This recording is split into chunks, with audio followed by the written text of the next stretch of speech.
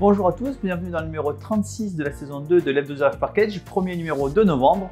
On démarre tout de suite. Et comme on est en novembre, Noël approche, et plus précisément le 1er décembre approche, puisque c'est la date du début des calendriers de l'Avent. Et voici un calendrier de l'Avent un peu particulier, c'est le calendrier de l'Aventure. Dans cette boîte, il y a 24 aventures que vous allez écouter, qui forment une grande histoire avec des énigmes à résoudre chaque jour. À partir de 6 septembre, vous allez pouvoir commencer à y jouer. Évidemment, c'est pour créer des bons moments en famille tous les jours en attendant Noël. C'est même peut-être la première fois que vos enfants vont être dégoûtés que ce soit Noël parce qu'il n'y aura plus de Noël aventure. 24 histoires dans le calendrier de l'Aventure. Et on continue avec le nouveau jeu de Jerry Hawthorne, qui est un peu un spécialiste des jeux narratifs, puisqu'il nous a fait déjà Histoire de peluche et Forgotten Waters. Le voici qui arrive avec Familiar Tales, qui est un jeu qui se base évidemment sur les contes de fées, puisque vous avez un enfant qui est confié à 4 personnages. Les 4 personnages sont les joueurs. Alors il y a un humain qui a été transformé en grenouille, il y a un golem de pierre au cœur d'or, enfin voilà, plein de personnages et de multiples aventures à vivre. C'est un jeu de deck building dans lequel chacun de vos choix va influer sur le prochain scénario et les prochaines parties. Il y a dans la boîte des figurines, il y a un livret avec différents plateaux, donc à chaque nouvelle aventure, un nouveau plateau. C'est aussi un jeu narratif dans lequel vous allez avoir besoin d'une application, puisque des voix off jouées par des vrais acteurs vont vous raconter l'histoire. Donc évidemment l'application sert à ça et à compter également les points de destinée. Pour autant il n'y a pas besoin d'avoir le nez sur le téléphone quand on y joue, hein, c'est vraiment un jeu de société, c'est Familiar Tales. Autre jeu qui va vous raconter des histoires, c'est les animaux de Baker Street.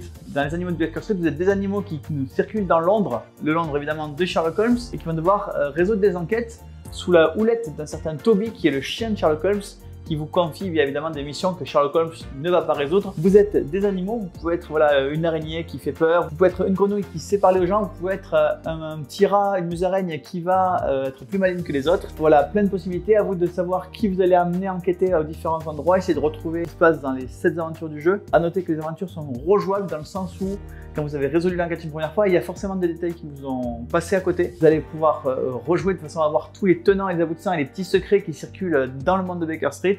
C'est les animaux de Baker Street. Et on continue avec un nouveau jeu d'enquête. Cette fois-ci, il est de Juan Rodriguez et Christian Rubiela. Alors, Juan Rodriguez, vous le connaissez sûrement. C'est l'auteur de pas mal de jeux, dont notamment Elixir, Les Poilus, plus récemment Cardzul. Et aujourd'hui, avec Christian Rubiela, il a fait un jeu d'enquête qui est un jeu d'enquête audio.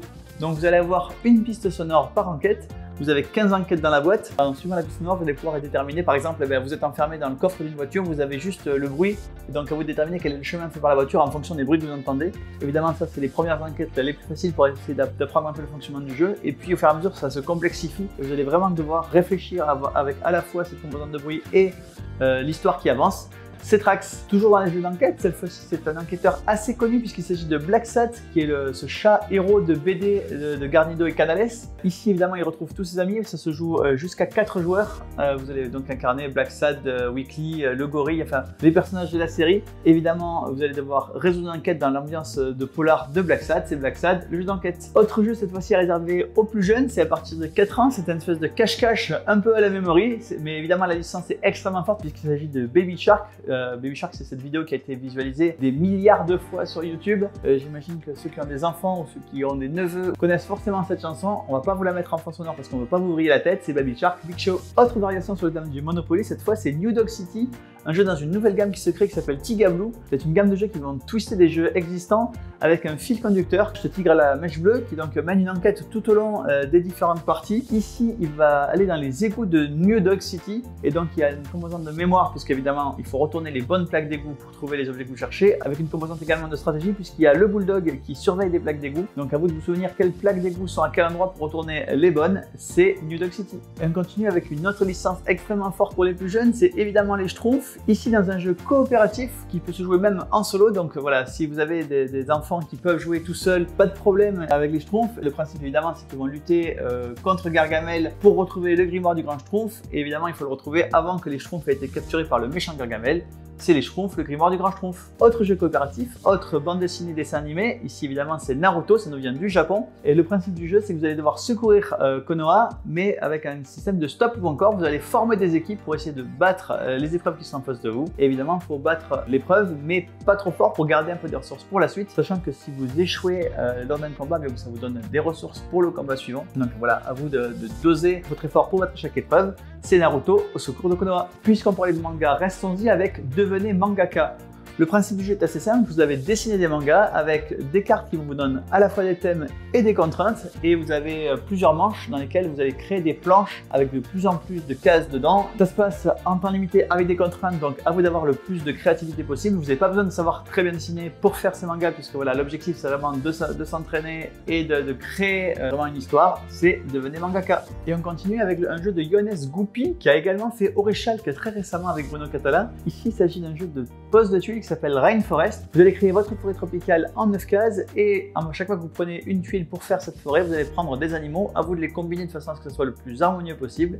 C'est Rainforest. Et on continue avec Tamalu, un jeu d'ambiance et de rapidité. Le principe c'est qu'il faut avoir le moins de points possible à la fin de la partie. Dès que vous pensez que vous avez le moins de points, vous criez Tamalu. Il y a évidemment plein de coups forés à faire dans ce jeu, donc voilà, des coups pendables à faire à vos adversaires. C'est tout simple, ça prend extrêmement vite, c'est Tamalu. Et on continue avec Dig Up Adventure. C'est un jeu de prise de risque dans lequel vous allez devoir explorer votre mine. Au départ, vous avez 9 cartes devant vous, une seule est retournée, c'est celle du milieu, l'entrée de votre mine. À chaque tour, vous allez devoir jouer des cartes et essayer d'avoir un maximum de points avec un jeu de combinaison finalement, mais la partie s'arrête quand un joueur a une mine complète, donc à vous d'essayer de gérer le fait de compléter votre mine au moment où vous avez le plus de points. C'est Dig Up Adventure. Et on continue avec Speedback. Speedback, c'est un jeu comme son nom l'indique, du petit bac avec une composante de rapidité. On vous donne un thème en général, un thème assez farfelu comme un prénom de bof ou une activité de grand-père, et puis vous avez juste le temps de poser la carte et de donner une réponse dans la première lettre et évidemment la lettre de votre carte, le but étant de se débarrasser de toutes ces cartes, un peu comme au Uno. Seulement les 3 premiers peuvent jouer une carte, donc à vous d'être dans les 3 premiers pour pouvoir jouer un maximum de cartes. Il y a 2 boîtes de Speedback, la première est accessible à tout le monde, voilà, avec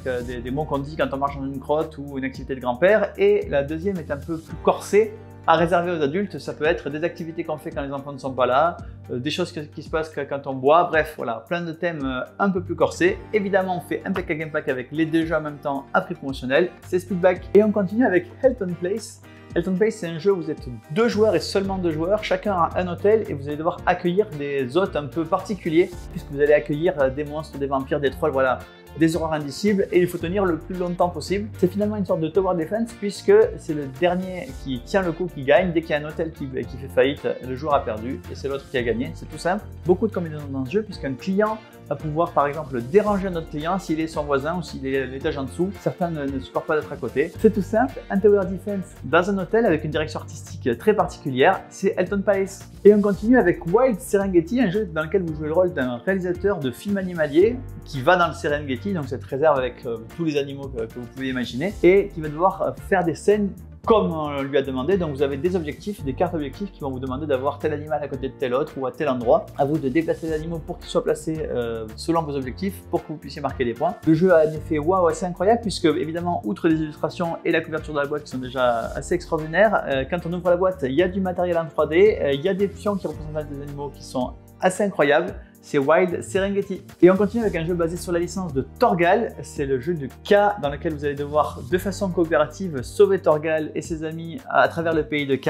Un jeu de Stéphane Hardy basé évidemment sur la licence de Van Hamme et Rosinski. C'est Torgal, le pays de K. Et on continue avec Les Tours Ambulantes, un jeu de Kramer et Kissling. Alors Kramer et Kissling, ce sont 2 auteurs allemands qui sont des auteurs de longue date. Ils nous ont amené tout un tas de jeux que vous connaissez sûrement. Il y a 6 qui prend, il y a Azul, il y en a des tonnes et des tonnes, je ne fais pas la liste. Ici, c'est un jeu assez malin où vous allez déplacer à la fois vos sorciers pour les ramener à la tour principale, et vous allez pouvoir déplacer les tours elles-mêmes. Plutôt, vous allez pouvoir déplacer des étages de tours, donc vous allez pouvoir entasser les étages soit pour cacher les sorciers adverses, soit pour déplacer votre sorcier qui est déjà dans cette tour. Ça se déplace avec des cartes, donc à vous de choisir les bonnes cartes au bon moment pour découvrir vos personnages et couvrir les personnages adverses et avancer jusqu'à la tour. Je ne dévoile pas toutes les mécaniques du jeu, mais il y a également des effets bonus qui vont vous permettre voilà, d'aller plus vite et plus fort. C'est Les Tours Ambulantes, un jeu en 3D.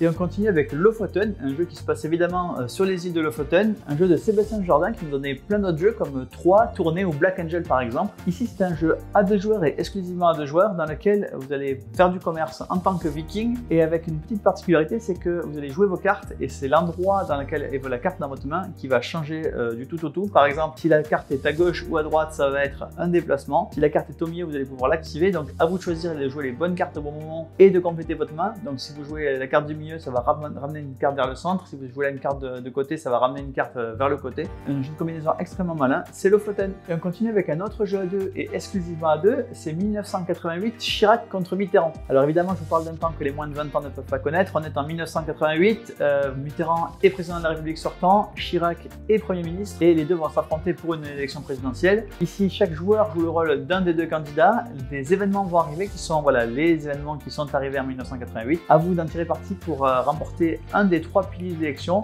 que sont l'intégrité, le charisme et la crédibilité. Ça se joue en mode solo contre un joueur artificiel ou en duo évidemment. C'est 1988, Chirac contre Mitterrand. Et on continue avec Let's Summon Demons. Vous connaissez peut-être déjà l'univers de Steven Rhodes. C'est un auteur de t-shirt au départ, un illustrateur à vrai dire, qui a un univers complètement barré. Et ici, on arrive avec un jeu de société basé sur ces illustrations dans lesquelles vous êtes des enfants qui vont invoquer des démons. Alors évidemment, c'est pas du tout un thème enfantin, hein, c'est plutôt un thème adulte avec des illustrations extrêmement bien pensées. Et le principe, c'est que vous êtes le gagnant si vous êtes le premier à invoquer 3 démons tout en ayant suffisamment d'âmes d'enfants autour de vous pour les sacrifier à ce démon. Ce n'est pas à mettre entre toutes les mains, c'est Let's Summon Demons. Et on continue avec un jeu historique qui s'appelle l'année des 5 empereurs, qui est validé par Lugdunum, c'est-à-dire les musées et les sites historiques de Lyon, du Lyon romain pour être tout à fait précis. Mais c'est néanmoins un vrai jeu de deck building puisque vous allez jouer le rôle d'un candidat au titre d'empereur. Le jeu se joue en 2 temps. Vous allez d'abord pouvoir collecter des cartes un peu partout dans l'Empire et puis à un moment donné vous allez vous déclarer comme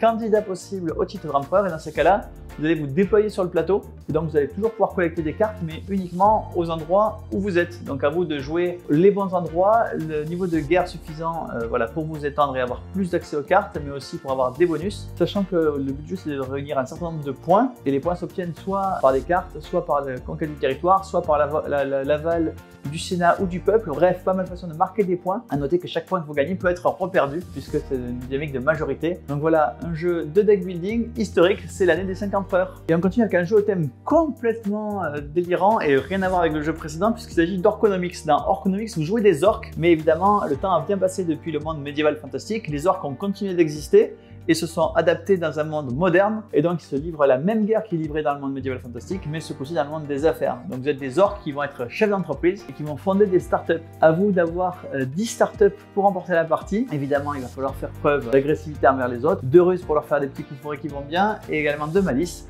C'est Orconomics. Petit changement de plateau parce qu'évidemment au grand drame d'Alain tout ne tenait pas derrière moi.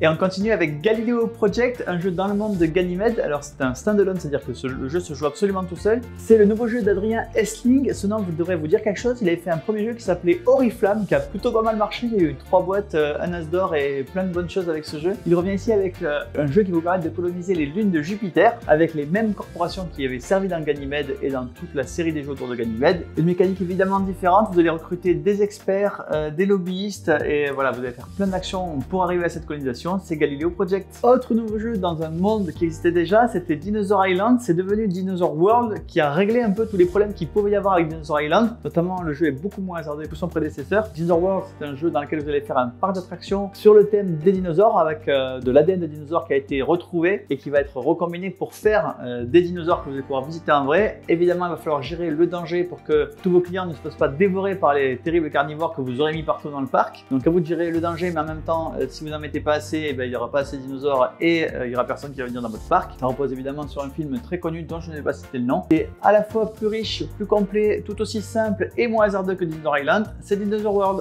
Et on continue avec 3 nouvelles escape box à licence. 3 licences évidemment qui marchent très bien. La première, c'est une BD pour enfants qui s'appelle Les Légendaires avec évidemment un escape game adapté à cet univers. Il y a également une autre licence que vous connaissez peut-être si vous aimez les jeux vidéo, c'est World of Warcraft, aussi une escape box qui va vous permettre d'échapper aux dangers d'Azeroth.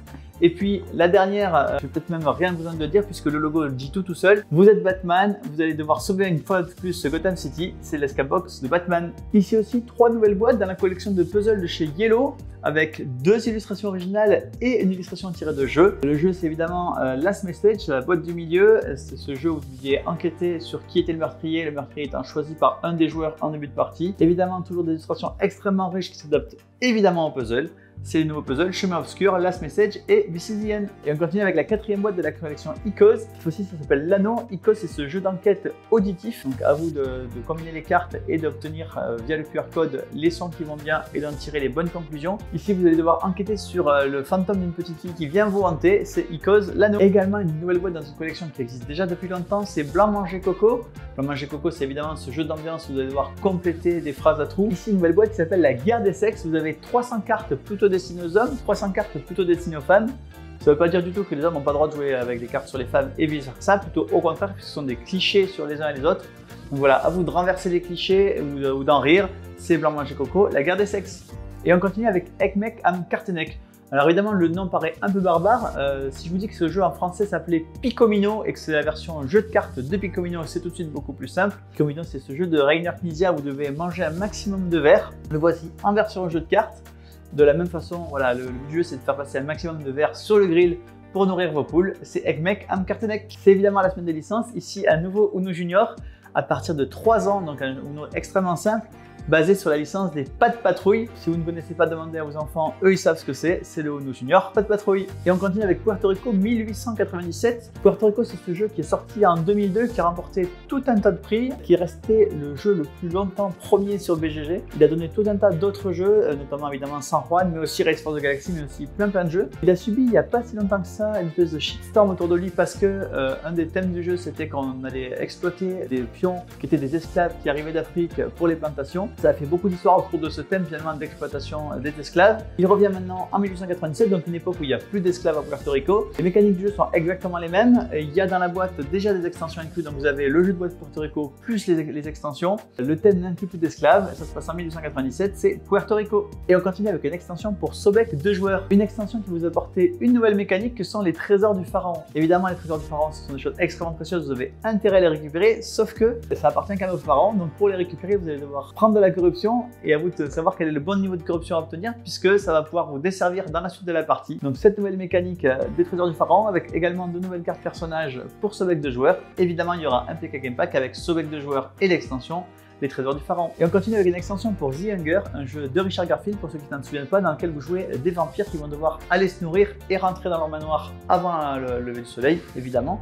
Ici une extension qui va vous mettre en danger puisque dans cette extension arrivent des loups-garous et des chasseurs de vampires. Donc à vous d'essayer de retrouver vos cibles et de vous nourrir suffisamment, mais beaucoup plus d'interactions dans le jeu puisque vos ennemis